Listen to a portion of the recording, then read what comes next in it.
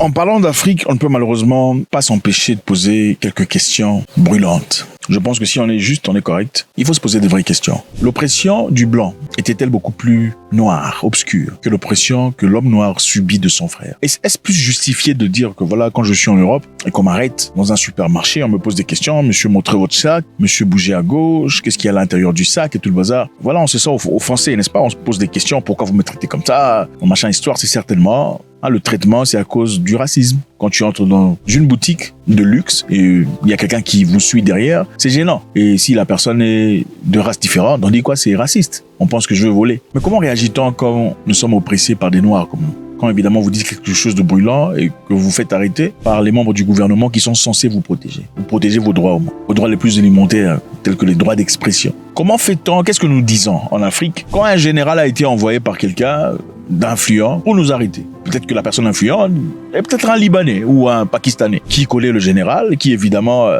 à son service vient vous arrêter, vous mettre en prison pour des raisons qui ne sont pas justifiables. Comment sommes-nous traités chez nous à la maison? C'est ça la question qu'il faut se poser. Comment est-ce que nos gouvernements nous traitent quand vous allez à l'encontre de leurs désirs, qui ne sont pas nécessairement justifiés de manière constitutionnelle? Comment est-ce que votre gouvernement vous traite quand vous posez des vraies questions? On vous tabasse, on vous jette en prison, on vous piétine. Mais est-ce que vous dites au racisme? Comment on justifie cela? Apparemment, c'est très raciste quand c'est un officier blanc qui vous pose des questions sur vos papiers et tout le bazar. Mais ce n'est pas très raciste quand c'est un militaire ou un gendarme noir qui vous tabasse au nom du gouvernement ou au nom de rien du tout. On essaie de justifier ça, je ne sais pas psychologiquement comment c'est plus acceptable. La question ici, c'est l'Afrique est-elle vraiment prête à la démocratie et à la liberté? Les Africains s'aiment-ils vraiment? Parce que c'est vrai, quand il faut s'opposer à l'homme blanc, on est là, au racisme, Black Lives Matter. Mais comment on vous traite chez vous à la maison? Est-ce que vous pouvez ouvrir votre bouche pour critiquer ce qui se passe comme travail du gouvernement? Pouvez-vous poser des vraies questions à votre gouvernement? Disons, qu'est-ce que vous avez fait de l'argent qui a été dépensé? Je pense que ce sont des questions très importantes que généralement en Afrique, on évite. Au Togo, nous sommes au Togo.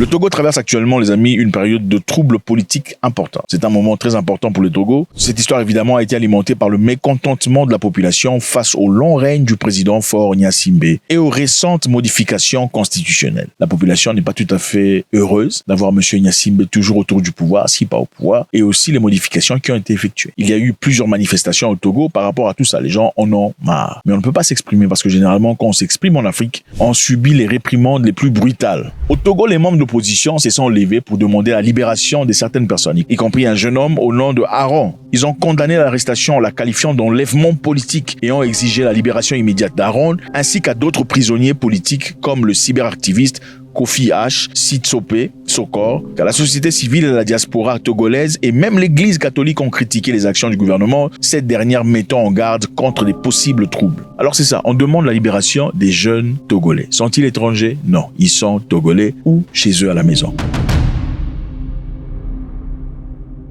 On l'a demandé la libération d'Aaron. Aaron, de son vrai nom Tchala Essowe Narcisse, est un jeune rappeur et entrepreneur togolais connu pour son travail effréné. C'est un jeune homme, un artiste apparemment qui sort des choses absolument fortes, qui aurait été arrêté, brutalisé, tabassé, et on en saura la suite tout de suite. Aaron aurait été arrêté le 26 mai à Lomé.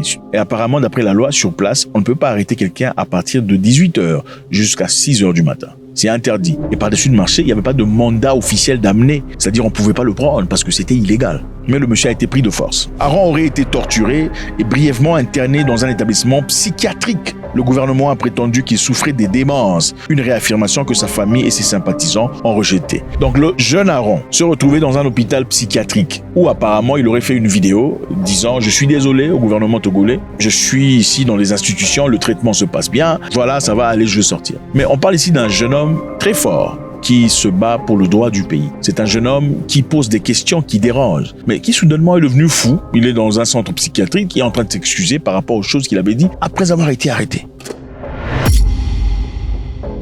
Son arrestation fait une suite d'une série de publications de vidéos sur les réseaux sociaux dans lesquelles il critiquait le gouvernement du président Faure Gnassingbé, abordant des questions telles que le chômage des jeunes, la corruption et le manque d'infrastructures. Aaron a notamment remis en question l'utilisation de 150 milliards de francs CFA, à peu près 2,5 milliards de dollars, et a interpellé la mobilisation satirique. Donc le jeune a posé une question, où est l'argent? Vous avez demandé l'argent de prêt. Le pays est endetté. À peu près 2,5 milliards. C'est beaucoup d'argent. Mais où est l'argent? Ce sont les questions qu'il a posées. Généralement, les pays africains ont tendance à demander de l'argent, demander si pas des dons, des prêts venant des institutions étrangères. En effet, si par exemple un pays a besoin de construire des infrastructures, les routes, les écoles, on peut demander de l'argent à des institutions étrangères telles que la World Bank, l'AMF, Bank of Exim, ça dépend. L'argent était pourquoi? Alors, on va essayer de voir ici si Aaron avait raison de poser ces questions ou pas. Est-ce que ça le regardait ou pas? Ok, pourquoi on a demandé de l'argent? Il demande où est l'argent. On ne voit pas l'argent, ok? Notamment au milieu rural. On a fait une demande de prêt pour élargir l'accès au courant à ceux qui sont dans les endroits ruraux. C'était pour la santé et l'éducation, donc la construction et la réhabilitation des écoles et des centres de santé. Ce sont des raisons légitimes pour demander un prêt. Et les revenus des agriculteurs. Donc, on a besoin d'argent pour stimuler leur travail, pousser ces agriculteurs à produire un peu plus. Est-ce que c'était fait? On dit que non. Et aussi les programmes de création d'emplois pour les jeunes. Aaron a posé la question, est-ce que c'était fait? Apparemment, non. Aaron a appelé à la manifestation, à la mobilisation satirique le 16 juin. C'était le jour de l'anniversaire du président de la République. Okay? L'objectif, c'était de remettre le président devant les faits. Où est l'argent? Okay? Parce que le peuple, apparemment, n'est pas tout à fait content. Il n'y a pas de boulot pour la jeunesse. Il n'y a pas d'opportunité. Alors, c'est là qu'il s'est fait arrêter. Alors, de manière très intéressante, le 5 juin, Amoron, excusez-moi, je dis Aaron tout le temps, Amoron est réapparu dans une vidéo d'excuses, exprimant ses regrets dans ses propos, disant « Je suis désolé ». J'aimerais pouvoir saisir cette occasion pour demander pardon et présenter mes sincères excuses à Monsieur Faure, à son Excellence Faure Essodouna Niadoumbe, président du Conseil des ministres, par rapport à mon comportement déviant, discourtois et outrageux. Moi, avant qu'il dise je suis désolé, tout ça, sa maman qui, après avoir vu la vidéo, conteste disant ce n'est absolument pas vrai. Suivez. Et je prends conscience de la gravité de mes propos et de mes travers. C'est une pression qu'on a mise sur mon fils pour qu'il puisse parler. Président du Conseil. À le voir, c'est comme il est en train de lire le message qu'on a écrit de lire.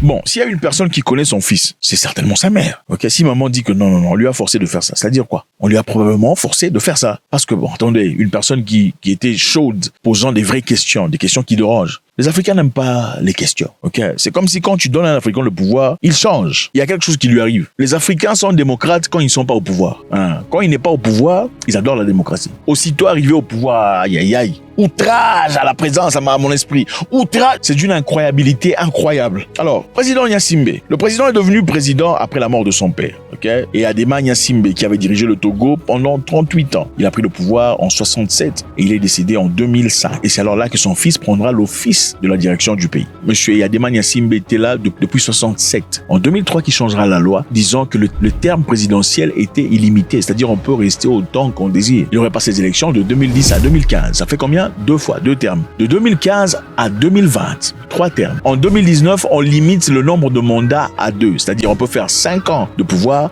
mais 2 mandats maximum pour le président de la République. Les gens ont acclamé manifestement, en écoutant ça, vous pensez que c'est une très bonne idée, n'est-ce pas? 2 mandats maximum de 5 ans, au moins on sait où vous allez. On a évidemment placé une limite au nombre de mandats à 2, mais par contre le président pouvait encore se présenter aux élections présidentielles. Donc, bien qu'on ait limité le nombre de mandats à 2, on a totalement effacé l'ardoise des mandats que le président avait déjà accomplis dans le passé. Donc les 3 mandats passés, on ne considère pas. On considère à partir de maintenant qu'on ne peut avoir que 2 mandats à la présidentielle. Donc il a recommencé à 0. C'est-à-dire de 2020, en 2025, il est constitutionnellement éligible de se présenter comme président de la République. En 2024 encore, quelque chose de très intéressant arrive. Il y avait un changement constitutionnel. Élection parlementaire présidentielle. Le président est désormais élu par le Parlement plutôt que par les élections directes. C'est-à-dire, on a retiré carrément, si on pourrait dire ça, le pouvoir d'entre les mains de la population, de pouvoir s'élire un président. Ce serait désormais fait depuis le Parlement. Donc c'est le Parlement qui choisit qui sera le président. Et compte tenu de cela, si vous pouvez vous imaginer, bien évidemment, ça veut dire celui qui a le plus de gens au Parlement, c'est lui qui décide qui sera le président.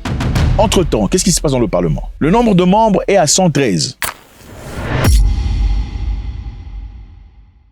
Le parti au pouvoir au Togo, UNIR, a obtenu une position dominante à l'Assemblée nationale. Ils ont remporté 108 sièges sur 113. 108 sièges sur 113, c'est-à-dire c'est la majorité qui choisira le président. Si un parti remporte 108 sièges sur 113, quand est-ce que vous aurez un président d'une autre? C'est-à-dire 95% des sièges, c'est à eux. Pour simplement citer d'autres partis pour que vous compreniez, il y a l'Alliance des démocrates et le développement, ils ont 2 sièges. L'Alliance nationale de changement a 1 siège. Dynamique pour la majorité du peuple, 1 siège. Force démocratique pour la République, 1 siège. Et les autres, ils en ont combien? 108 sur 113. Vous voyez un peu dans quelle direction on va. C'est-à-dire, ensuite, il y a eu création d'un nouveau poste. On a créé un nouveau poste, celui du président du Conseil de ministres. Ok, c'est un poste qui a été créé. C'est en effet un poste qui recouvre tout ce qu'il y a comme de pouvoir exécutif. Ce poste est occupé par le chef du parti majoritaire au Parlement. Ok, donc le chef du parti majoritaire au Parlement occupera la position du président du Conseil de ministres. Maintenant, cette position a toute la force exécutive. Donc, toutes les décisions sont faites depuis ce poste. Et ce poste, de manière intéressante, n'a pas de limite en termes de mandat. Donc, tu peux rester là pendant très longtemps. Contrairement au président de la République, qui a désormais 5 ans de mandat et seulement 2 mandats maximum. Donc, la force de décision, malheureusement, est un poste limité.